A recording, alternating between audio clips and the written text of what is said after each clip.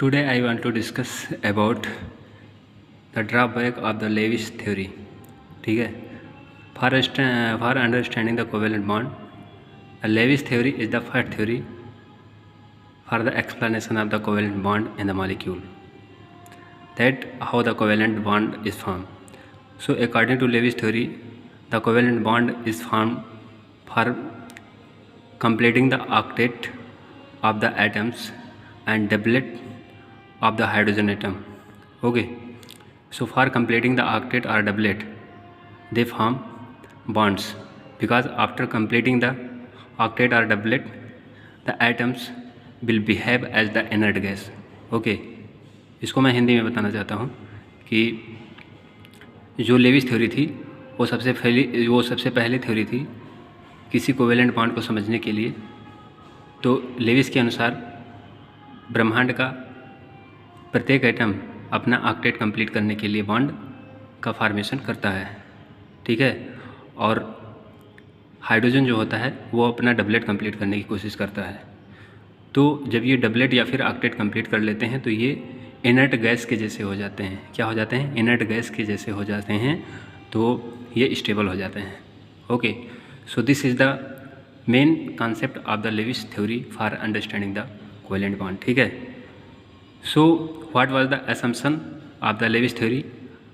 I was explain in the previous class. Okay, जो भी Levi's theory की assumption है उसको मैंने प्रीवियस क्लास में बता रखा है. और उसके बाद में बॉन्ड का फॉर्मेशन कैसे होता है वो सब कुछ मैंने बता रखा है. मॉलिक्यूल का स्ट्रक्चर कैसे ड्रा किया जाता है अकॉर्डिंग टू लेविस वो सब मैंने बता रखा है. ठीक है. So there is no requirement of the discussion that how the structure of the molecules draw according to the Lewis theory. So today is our topic is what is the drawback of the Lewis theory or what the limitation of the Lewis theory. Okay, so some most important drawback of the Lewis theory. ठीक है. कुछ बहुत ही important drawback हैं Levi's theory की जो हमें जानना ही चाहिए. ठीक है. तो ड्राबैक, जो पहला ड्राबैक है वो क्या है? सम मॉलिक्यूल हैव लेस और more than 8 electron on the central atom. कुछ मॉलिक्यूल्स जो होते हैं उन मॉलिक्यूल में जो सेंट्रल एटम होता है उसके पास 8 इलेक्ट्रॉन से ज़्यादा भी हो सकते हैं और 8 इलेक्ट्रॉन से कम भी हो सकते हैं. मतलब ऑक्टेट कंप्लीट भी हो सकता है और ऑक्टेट नहीं भी कंप्लीट हो सकता है. और ऐसे मॉलिक्यूल जो होते हैं वो अस्थाई होते हैं. जैसे मैं PCl5 ले लेता हूँ. क्या ले लेता हूँ? PCl5. Cl. ठीक है. तो यहाँ पर देखिए जो P है मतलब फास्फोरस जो है इसके पास कितने इलेक्ट्रॉन कंप्लीट हो रहे हैं. देखिए एक बॉन्ड में 2 इलेक्ट्रॉन है तो टोटल कितना बॉन्ड बना रखा है? 1 2 3 4 5 5 बॉन्ड बना रखा है. इसका मतलब इसके पास कितने इलेक्ट्रॉन हो रहे हैं? 10. कितने हो रहे हैं? 10. लेकिन होने की कितने चाहिए थे अकॉर्डिंग टू लेविस? तो according to Lewis it should have 8 electron because after completing the 8 electron it will become the inert. ठीक है. but here the central atom has 10 electron, but this is also a stable compound. okay, so here the Lewis theory is violating. ठीक है.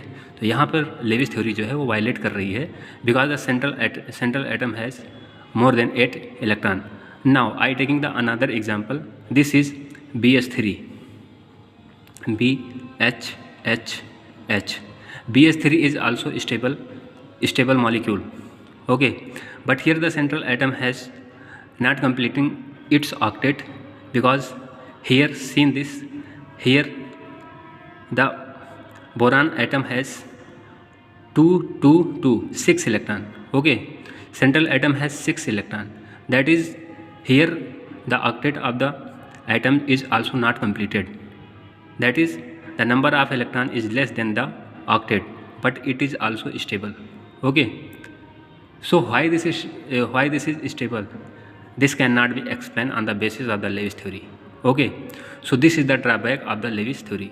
तो Lewis theory के अनुसार जो है हर atom जो है वो अपना ऑक्टेट या फिर डबलेट कंप्लीट करना चाहता है, जिसके लिए वो बॉन्डिंग करता है, क्योंकि ऐसा करने के बाद में वो इनर्ट गैस की कॉन्फ़िगरेशन फाइंड कर लेता है।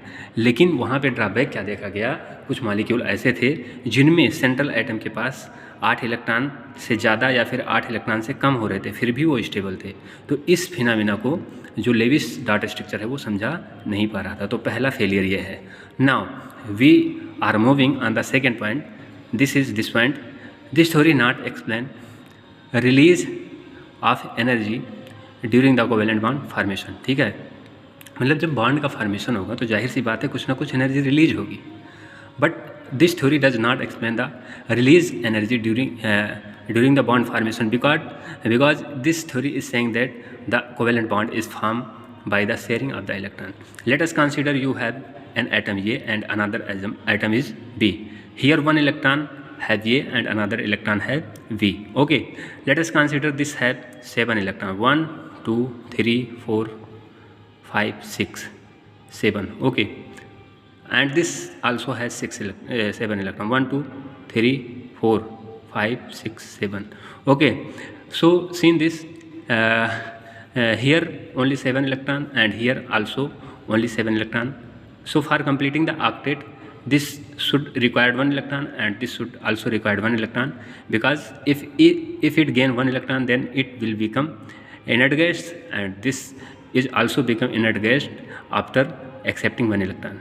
So both the atom A and B share their electron together, and they can use they can both use according to their requirement. Okay, ये जो दोनों हैं ये एक एक इलेक्ट्रॉन का साझा करेंगे और फिर इन दोनों इलेक्ट्रॉन को ये दोनों अपनी आवश्यकता अनुसार यूज कर लेंगे। तो इस प्रकार से इनका ऑक्टेट कंप्लीट हो जाएगा, तो जो कोवेलेंट बॉन्ड है ये बन जाएगा। ठीक है, by the sharing of the electron 1 2 3 4 5 1 2 3 4 6 and 2 8 2 3 4 5 6 6 and 2 8. So here also the boron this B has 8 electron and this A has also 8 electron. So they both completing their octet after the sharing of the electron, but during this process there is no release of the energy. But after the covalent bond formation you are very familiar with this concept that if the covalent bond is formed then some amount of energy should be released. Okay, so according to this theory that is no explanation for the release of the energy after the formation of the covalent bond. Okay, so this is the drawback. This theory does not explain release energy during the covalent bond formation. मतलब covalent bond farm होने के दौरान energy जो release होती है उसको explain नहीं करता है कौन, Levi's theory.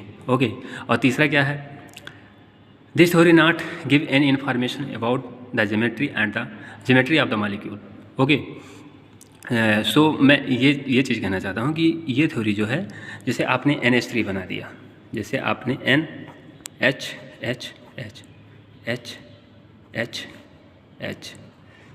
Okay, this is Lewis dot structure of the NH3 molecule, but according to Lewis you cannot define the geometry of this molecule. Okay, तो यहाँ पर लेविस के ये तो जो मॉलिक्यूल आप देख रहे हैं ये लेविस डॉट स्ट्रक्चर है NH3 का, लेकिन ये इस NH3 के स्ट्रक्चर के ज्योमेट्री के बारे में कोई इन्फॉर्मेशन नहीं देता है। ये केवल इलेक्ट्रॉनों को एडजस्ट कर देता है कि किस प्रकार से बॉन्ड फार्मेशन हुआ है और किस प्रकार से इनका ऑक्टेट कंप्लीट हो जाएगा during the formation of the bond. Some complete their octet and some completing their doublet which are hydrogen like they try to complete their doublet, and another atom always try to gain their octet. Okay, for become like inert gases. Okay, so this is so okay, so here only the structure of the molecule can be explained on the basis of the Lewis theory. That is, the Lewis theory does not give any information about the geometry of the molecule. Okay, so geometry cannot be explained on the basis of the Lewis theory. This is very huge drawback of the Lewis theory. Okay, so another point, मतलब ये geometry को explain नहीं करता है, molecule की geometry को explain नहीं करता है, ये केवल स्ट्रक्चर बताएगा। और ये जो इलेक्ट्रॉन है, बैलेंस इलेक्ट्रॉन, उनके द्वारा जो स्ट्रक्चर बन के आएगा उसको केवल बताएगा। ये ज्योमेट्री के बारे में कोई इन्फॉर्मेशन नहीं देने वाला है। कौन? लेविस डार्ट structure. So this is also the drawback of the Lewis डार्ट structure. Okay, now another point,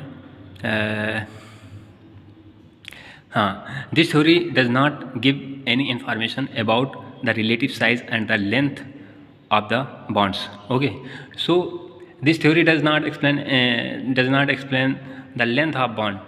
Okay, let us consider you have this AB and this is also C and D. This is also covalent bond, this is also covalent bond, which are formed according to the Lewis concept. So what is the difference between two bonds? This does not explain on the basis of the Lewis structure. Okay, Lewis के अनुसार जो covalent bond बन रहा है, इस covalent bond की length क्या होगी, ठीक है, इस लेंथ को ये एक्सप्लेन नहीं करता है। ये एटम कोई भी हो, ये चीज़ नहीं बताएगा कि इन दोनों बॉन्ड की जो लेंथ है, इन दोनों बॉन्ड की लेंथ में क्या अंतर हो सकता है। जैसे आपने HCl के द्वारा एक बॉन्ड बनाया और दूसरा HF के द्वारा एक बॉन्ड बनाया, ठीक है। तो लेविस डार्ट स्ट्रक्चर के अनुसार आप इनकी लेंथ के बारे में कोई भी इंफॉर्मेशन नहीं दे सकते हैं, क्योंकि जो लेविस डार्ट स्ट्रक्चर है वो केवल इलेक्ट्रॉन को ही दिखा देता है कि हाँ इस प्रकार से इलेक्ट्रॉन की शेयरिंग हुई है और ये बॉन्ड का फॉर्मेशन हुआ है। But according to concept the HCl bond should be large as compare to the HF bond, because here the size is large, here the size is small. Okay, so HCl bond should be larger as compared to the HF single bond. Okay, but Lewis theory does not give any information about the comparative length of the bonds. Okay, so this is also the drawback of the Lewis theory. तो Lewis theory का एक drawback ये भी है कि ये जो atoms हैं, वो एटम्स जब कोवेलेंट बॉन्ड का फॉर्मेशन करते हैं तो उन कोवेलेंट बॉन्ड का रिलेटिव लेंथ क्या होगा, मतलब कौन किससे ज़्यादा होगा, कौन किससे कम होगा। तो अकॉर्डिंग टू लेविस आप ये चीज़ नहीं एक्सप्लेन कर सकते हैं कि कौन सा बॉन्ड बड़ा होगा, कौन सा बॉन्ड छोटा होगा। So this is the very huge drawback और the limitation of the Lewis theory. Okay, now we move another point, this theory does not explain well the resonance. मतलब रेजोनेंस स्ट्रक्चर को भी ये जो लेविस थ्योरी है वो अच्छे से एक्सप्लेन नहीं करती है, ठीक है। सो ये बहुत सारी लिमिटेशन जो हैं लेविस थ्योरी की हैं। But this is the first theory which was discovered by the Lewis for explaining the covalent bond in the molecule. Okay, covalent bond को समझने के लिए जो सबसे पहली थ्योरी दी गई थी वो थी लेविस थ्योरी, ठीक है। तो ये चीज़ जो है, ये जो पॉइंट है, ये आप याद रखेंगे और इसका आप स्क्रीनशॉट लेना चाहें तो ले सकते हैं, ठीक है। तो ये बहुत ही इंपॉर्टेंट टॉपिक था, इसलिए मैंने सोचा एक बार आप लोगों के बीच में शेयर करूं। तो okay, thanks for watching the video and after seeing the video please like, share and subscribe the channel. Okay, thanks for watching the video my dear student.